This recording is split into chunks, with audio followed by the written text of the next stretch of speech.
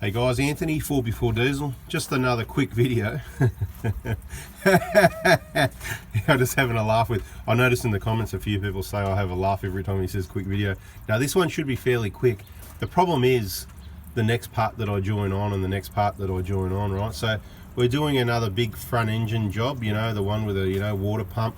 You can see, water pumps, common, regular thing, water pumps leak, right? So like I said, it makes sense to just do it all at the same time. This one's been leaking a while. You can see all the pink staining around the place and stuff like that. But as I said, even with one that's got all these issues, see how clean it is?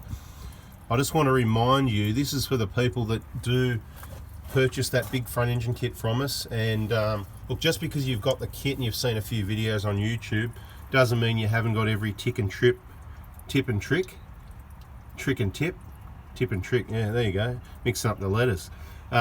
Every tip, trick and bit of information there is. So we've got the videos in the VIP group to clearly explain the ones that you do and the ones that you don't have to take off the compressor and the alternator.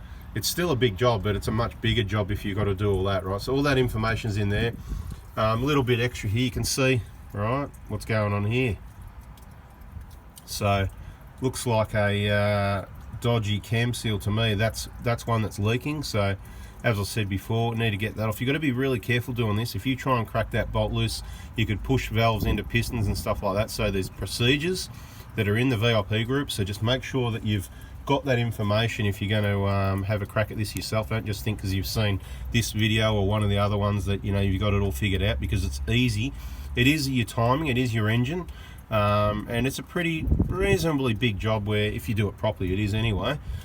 So we're going to get this all cleaned up. We're going to change this cam seal, of course all the bearings, all the belts, the whole deal is the water pump, the timing belt, the idler, the tension, that cam seal, the main drive belt and all the bearings. We're changing everything basically except for that alternator. Obviously we're not going to change the alternator until it needs to be replaced. So we'll get all this cleaned up, and of course this is not like a detailed video. See, remember I said it was going to be quick. We're going to get this cleaned up. The other thing I want to talk to you about, because this is rare, but it's common. Is that contradictory? Oh, it's rare, but it's common. It is rare, but it's common. I'm just going to show you quickly. I'll show you after we clean it up as well. But see, you get this is a 120. You get the cover off the radiator. You can see how dirty it is, and we give all this a good clean up, right? Because the radiator can't do its job. I'm just going to get in nice and close. See all that dirt? It's virtually clogged, right? You can see that, but it's virtually clogged. The air can't flow through the radiator as it was designed to and cool the engine if that's clogged, right? So you wonder why you have engine problems and whatever in some vehicles. You've just got to be aware of stuff like that. So that's what we do. If you book it in with us as part of the job, we give this all a good clean out so it's in peak condition.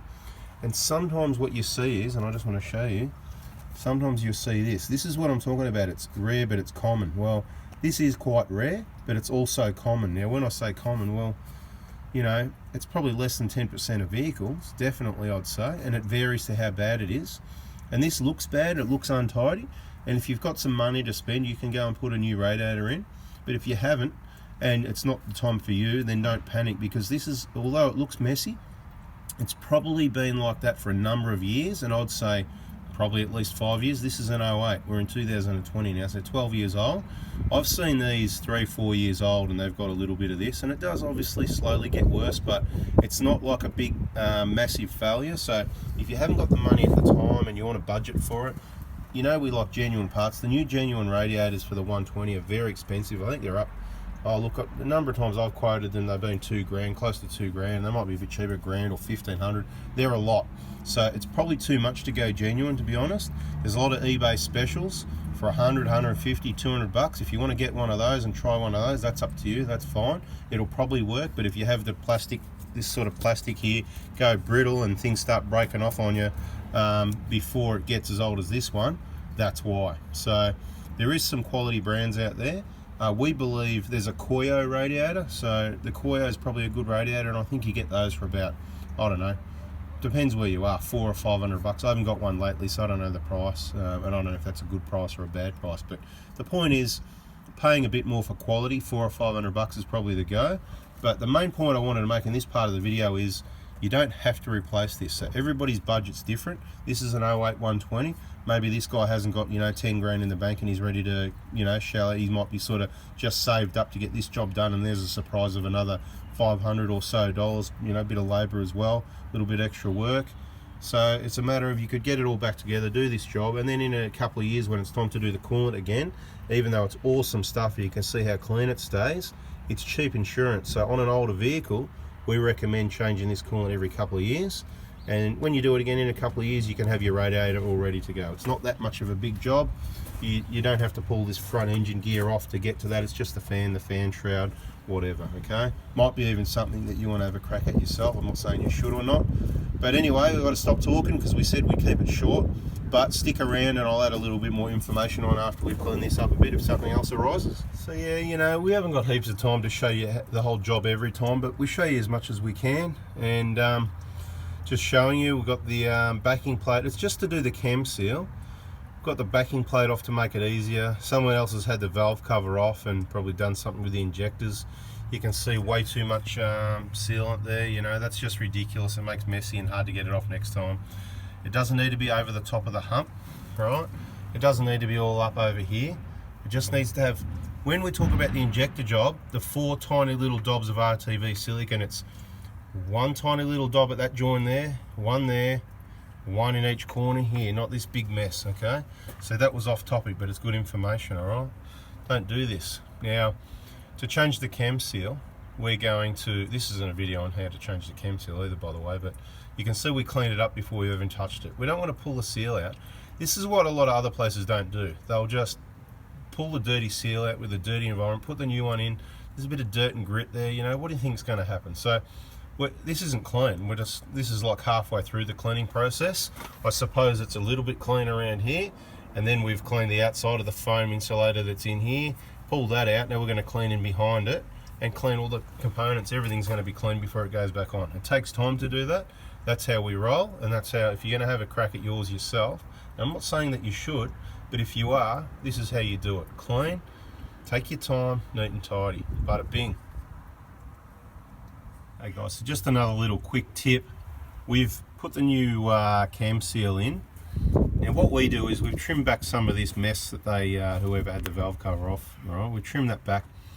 I'd hate to do this seal and then have a slight oil leak. So what we do is, you can see in there's some old RTV that's not going to come out probably ever, right? So there's this underneath this half moon could start leaking. Now there's silicone on the outside there, and there's a new seal on the inside, but there's only what's underneath. That's a separate piece, that piece of alloy there, right? It's not coming out till you take the camshafts out, say to adjust valve clearance or something. So what I'm going to do, we're going to put a nice bead of RTV around the outside there, just to 100% seal that up from that silicone there to there. It's not going to hurt, right? We're not going to make a mess, just nice and neat. We're just going to dab a little bit on the outside here, over there, right? So that way it's sealed this side, sealed that side. We hope we didn't do that. And just a little bit on the face here, and same over this side as well, okay? So that's what we're up to at the moment. Just thought I'd throw that little tip in there.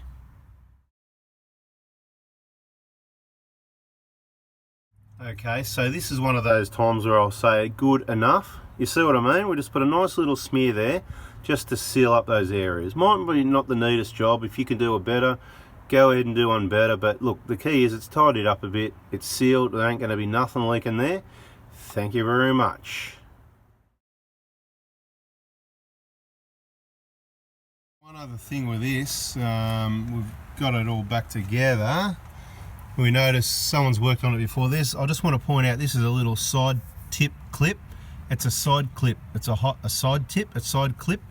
Yeah, look, it's a side tip, but we're talking about clips kind of, so it's a side clip. Anyway, look, they've just T-pieced in and got rid of the map. Don't worry about that, the map. Don't worry about the map sensor here and the filter that needs to be there. Just get rid of that. Anyway, that's another story, guys. I just want to point out, this is seized, right? That is stuck, so that's kind of good. But anyway, that's another story. What I wanted to point out, see these clips on the heater hoses here? Right, they're pretty cool. They are a bit difficult to release and unclip and that, so generally just leave them how they are. But someone had worked on the one over here, and it was broken, and then there was, anyway, so what we do is, the clip that goes down here on these two hoses, right, see this one here, right, that one there, right, they just slip on and off really cool. So we put a new one on there, and we took the one off there and put it here. So we replaced the bodgy clips that go there, this type of bodgy clip, we just use these, just so you know, right? So if you do find yourself, you've acquired the vehicle and, you know, it's got some bodgy clips or whatever the case may be, what you can do, I'm not saying it's ideal, but you know, these are kind of like bodgy, you might want to replace them, or you can just use these clips here that go here, up there. It doesn't fit as ideal, but it does the job, you know what I mean? It stays there. It's not ideal, but at least they're easy to remove again afterwards as well, okay? So that might save you putting zip tying them together and whatever, because that's what people do, and that's a bit untidy. This keeps them separated so they're not rubbing, if you know what I mean. They just sort of sit there. Not ideal. Ideally the vehicle would be left alone and the clips wouldn't be broken. Anyway, this one's all finished. You can't see it now, but the radiator, we gave that all a good clean up there, you can see, so you can monitor the situation there. And you know what we say, I already mentioned about bleeding the cooling system. I'd rather have extra in there. So what we prefer to do if we've got the vehicle for a couple of days is do a number of warm up and cool down cycles, and that is one of the best things to finally bleed the air out of the system. We talked about that in the other video, but yeah, you know what we say, bada bing, bada boom, catch ya.